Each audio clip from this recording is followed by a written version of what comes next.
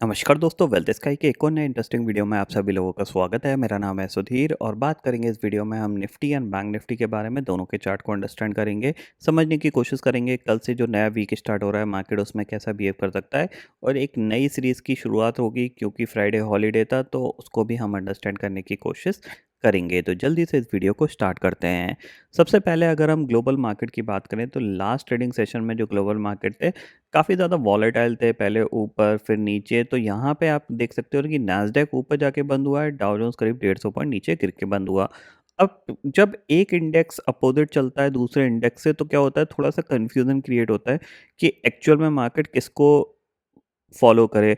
अब नैस्डैक क्या है, वो एक टेक्नोलॉजी बेस्ड इंडेक्स है, तो यूएस में जो ज़्यादातर जो ग्रोथ दिख रही है, जो एक रनर अप दिख रहा है, वो टेक्नोलॉजी कंपनी पे ही बैट लगा के दिख रहा है।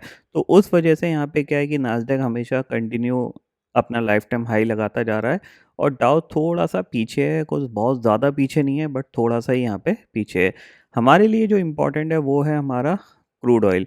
क्रूड ऑयल पे ही सब चीज़ें डिपेंड करती हैं हमारे, क्योंकि हमें अगर ऊपर जाना है तो क्रूड ऑयल को नीचे आना पड़ेगा, उसके बाद ही हम कह सकते हैं कि ऊपर जा पाएंगे।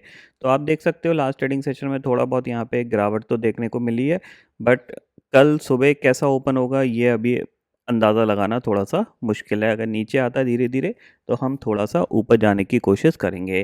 तो यहाँ पे करंट कंडीशन के हिसाब से क्या है कि हम थोड़ा सा ऊपर जाने की कोशिश कर सकते हैं, क्योंकि क्रूड ऑयल थोड़ा सा नीचे आया है। जो 114 115 था वो अब 108 109 आ गया है। ठीक है, अगर हम ऑप्शन चेन डाटा को देखें इस पर्टिकुलर सीरीज़ के लिए, ये क्योंकि न्यू वीकली सीरीज़ होगी निफ्टी की जिसकी एक्सपायरी 5 तारीख को होगी, तो इसमें जो दिख रहा है वो यही है कि 24,000 पे ज़्यादातर लोग कामकाज करना पसंद कर रहे हैं। क्यों?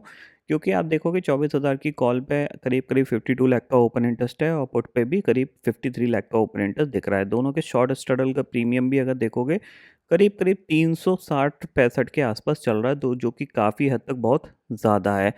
क्योंकि विक्स थोड़ा-सा बड़ा हुआ है इसीलिए ये ज़्यादा है और अच्छी खासी रेंज मिल जाती है ऊपर, करीब-करीब 24,300 के ज़ोन तक मार्केट ईज़िली मूव कर सकता है, उसके बाद रेजिस्टेंस फेस करने की कोशिश करेगा। ठीक है?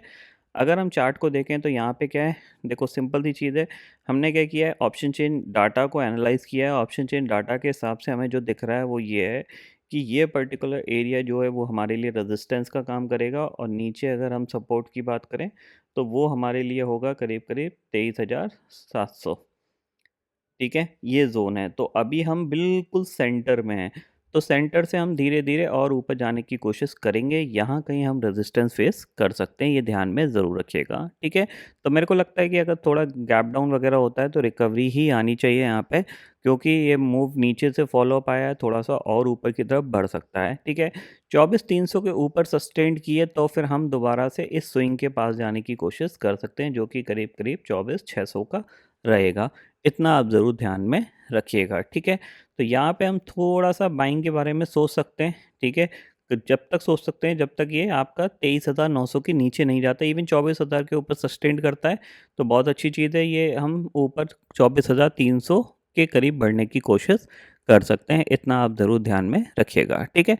वहीं अगर हम बैंक निफ्टी की बात करें तो बैंक निफ्टी आपका कोशिश ये कर रहा है कि बैंक निफ्टी इस सपोर्ट को होल्ड कर रहा है, ठीक है? ये सपोर्ट, अगर ये सपोर्ट लेता है तो फिर ऊपर कहाँ तक जा सकता है, एक्सपेक्टेशंस ये है कि 56,200 और मे बी आपका इस ज़ोन तक जा सकता है, जो कि 56,500 तक का लेवल होगा।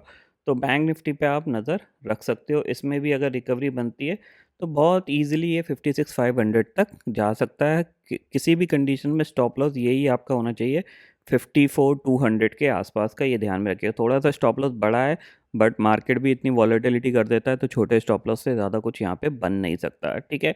दूसरी चीज़ क्या है कि आप चाहो तो ये स्विंग भी मार्क कर सकते हो। इस स्विंग के नीचे जब तक नहीं जाता तब तक ये पॉजिटिव रहेगा और पॉजिटिव साइड में ऊपर आपका 56,500 तक जा सकता है, तो इन पे आप ज़रूर नज़र रख सकते हो। बाकी ग्लोबल मार्केट का मैंने ऑलरेडी आपको यहाँ पे बता दिया है। सिनेरियो जो है वो थोड़ा-सा हमारे फ़ेवर में पॉजिटिव दिख रहा है, बट इसके बीच में बंगाल इलेक्शन भी हैं, उसका भी आउटकम बहुत ज़्यादा इम्पोर्टेंट रहेगा, तो वो भी आप थोड़ा-सा ध्यान में रखिएगा, ठीक है? तो फिलहाल दोस्तों इस वीडियो में इतना ही है। आई होप ये वीडियो आपको पसंद आएगा। वीडियो पसंद आता तो लाइक और शेयर ज़रूर करिएगा और चैनल को ज़रूर सब्सक्राइब कर लीजिए, क्योंकि मैं सुधीर लेके आता रहूँगा हर दिन आपके लिए नए-नए वीडियो। इसी के साथ शुक्रिया दोस्तों। जय हिंद।